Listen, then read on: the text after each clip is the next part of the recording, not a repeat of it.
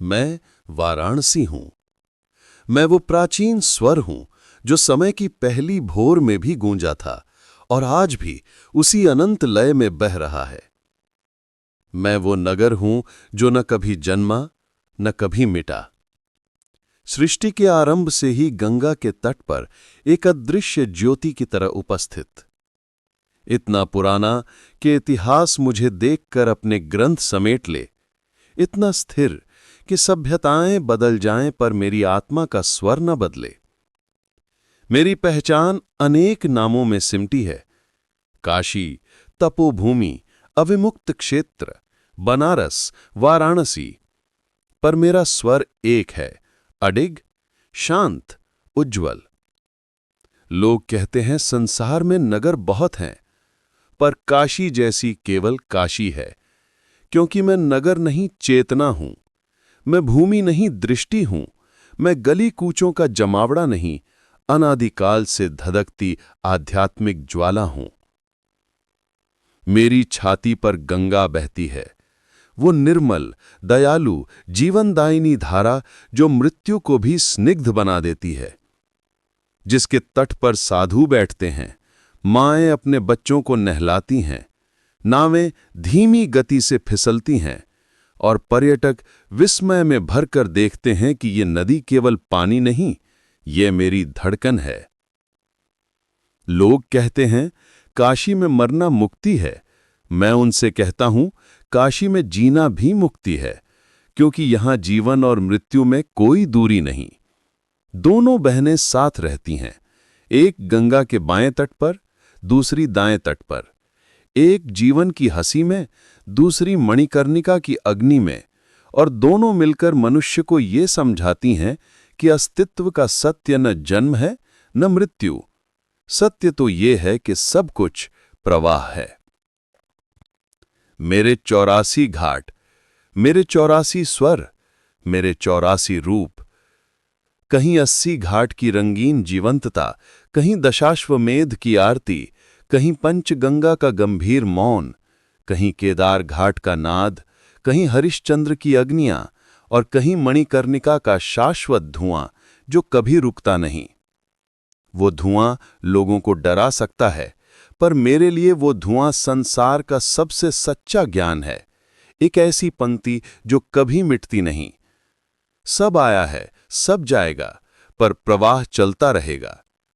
काशी विश्वनाथ, मेरे आत्मा के केंद्र में बैठे वो परम तेजस्वी शिव, सोने के शिखर से चमकते, गर्भगृह में सांस भरते, भक्तों की भीड़ से घिरे, पर फिर भी असीम शांति से स्थिर। उनके द्वार पर रोज अनगिनत लोग आते हैं, किसी के हाथ में बिल्व पत्र, किसी के मन में कामना, किसी की आंखों में आंसू, और हर व्यक्ति भीतर प्रवेश करते ही जैसे अपना बोझ कहीं रख देता है।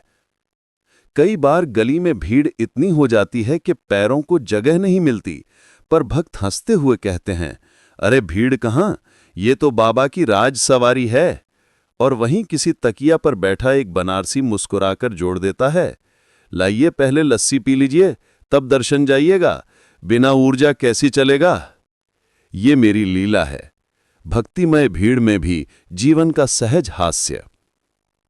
और संकट मोचन, जहां हवा भी भक्ति की गंध से भरी होती है, जहां हनुमान जी के चरणों में विद्यार्थियों की मेहनत, गृहस्थों की समस्याएं, यात्रियों की थकान सब आकर पिघल जाती हैं।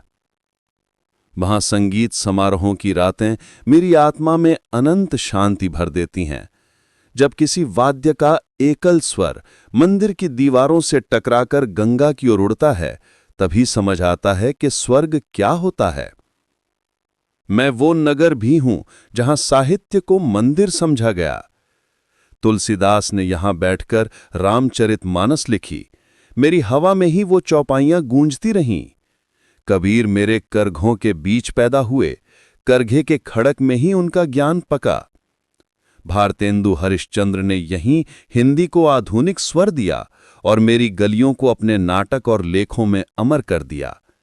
मेरे साहित्यकार, मेरे गायक, मेरे कवि, ये सब मेरे बच्चे हैं जो मेरी धूप और धुएं में पले बढ़े। मेरी गलियां, आह मेरी गलियां, इतनी संकरी कि दो आदमियों के कंधे भी मुश्किल से पास हो पाते हैं, पर इतनी गहरी कि सदियों की कहानियां उनमें बसती हैं।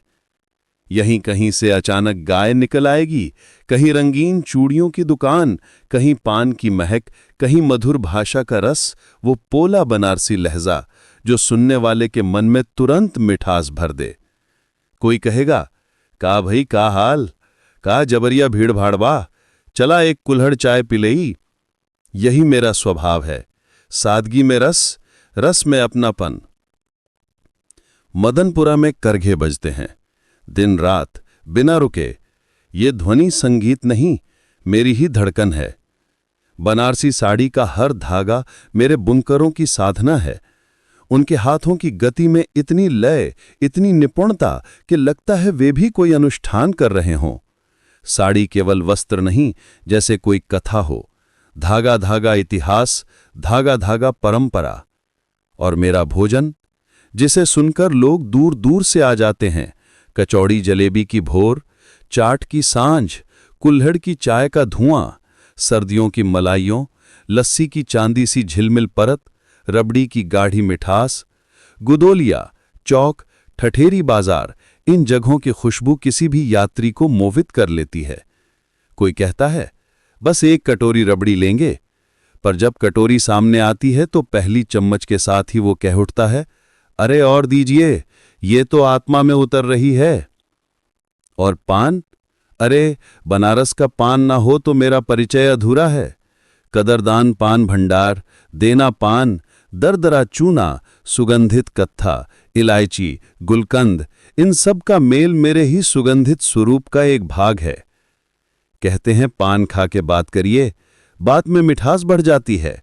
यही बनारसी लहजा है, धीमा, मीठा, पर तर्क से भरा। मेरे पास व्यापार भी है, विद्या भी, कला भी, तप भी। बनारस हिंदू विश्वविद्यालय, ज्ञान का विशाल अरण्य।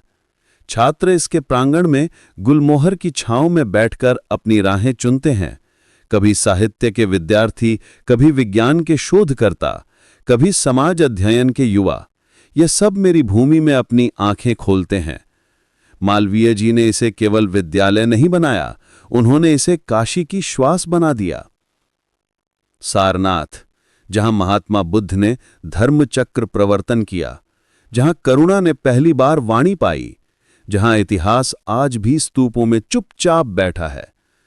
वहां की हवा में एक अद्भुत शांति है, जैसे कोई दूर से आकर कह रहा हो, यहां चिंतन करो, यहां मन को खोलो, यहां सत्य को पहचानो।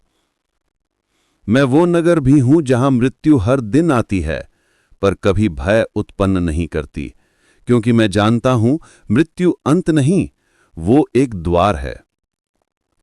यहां मणिकर्णिका की अग्नि सदियों से बिना रुके जल रही है। किसी के लिए दुख का स्थल, पर मेरे लिए ये स्थिर सत्य है, जिसे समझने के बाद मनुष्य सभी भय त्याग देता है। यहां जीवन भी अपने पूर्ण सौंदर्य में प्रकट होता है। 80 घाट की भोर, जब लोग भजन गाते हुए योग करते हैं, नावों की मंद गति, सूरज की लालिमा, गंगा पर पड़ती सुनहरी रेखाएं, ये सब मिलकर ऐसा दृश्य बनाते हैं कि मनुष्य को लगता है काश समय यहीं थम जाए। पर काशी कभी नहीं रुकती, वो बहती है, चलती है और साथ में दुनिया को चलाती है। मेरे भीतर जो हास्य है, वो भी मेरी अनूठी विशेषता है। मेरे लोग कहते हैं, बनारस में घबराहट ना करी, सब ठीक होई। और आश्चर्य ये कि कई बार सचमुच सब ठीक हो जाता है। ये नगर मन में आश्वासन भरता है, जैसे कोई कह रहा हो, जीवन कठिन है पर सुंदर भी है।